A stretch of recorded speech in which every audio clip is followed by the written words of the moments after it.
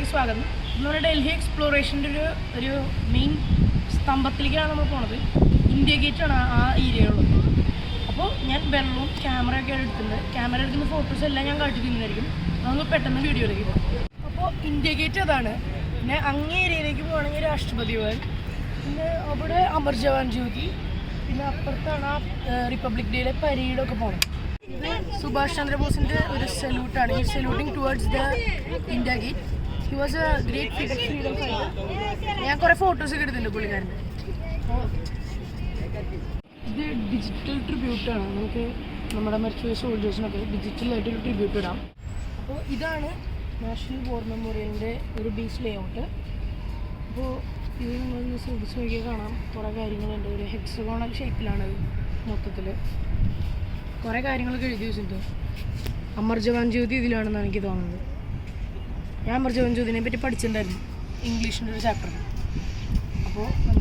അപ്പോൾ ഗൈസ്, ഇത് നിറച്ച് ബ്രോൺസിൻ്റെ ബ്രിക്സാണ്. ഇതിൽ ഓരോ മരിച്ച സോൾജറിൻ്റെയും പേര് അച്ചടിച്ച് വെച്ചിട്ടുണ്ട്. നമുക്കത് കാണാൻ പോകാം.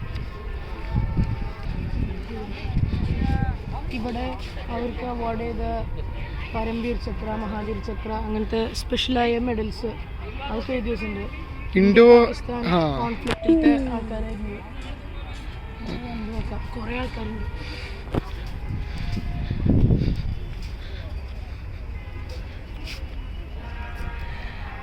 നമ്മൾ മരിച്ചുപോയ സോൾജേഴ്സിന് വേണ്ടിയുള്ളൊരു വലിയ ട്രിബ്യൂട്ടാണ്.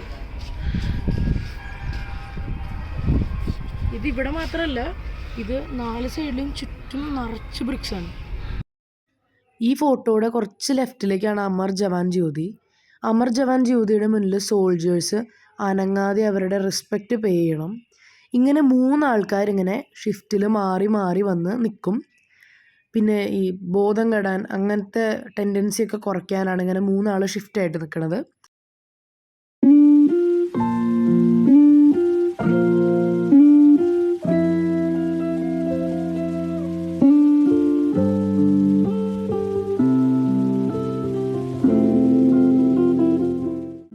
ഈ ഫോട്ടോസൊക്കെ രാഷ്ട്രപതി ഭവൻ്റെയാണ്. ആ സമയത്ത് ഞങ്ങൾ വിസിറ്റ് ചെയ്യണ സമയത്ത് അവിടെ ഇലക്ഷനൊക്കെ ഉള്ളതുകൊണ്ട് ഭയങ്കര സെക്യൂരിറ്റി ഉണ്ടായിരുന്നു. അപ്പോൾ കയറാൻ പറ്റിയില്ല.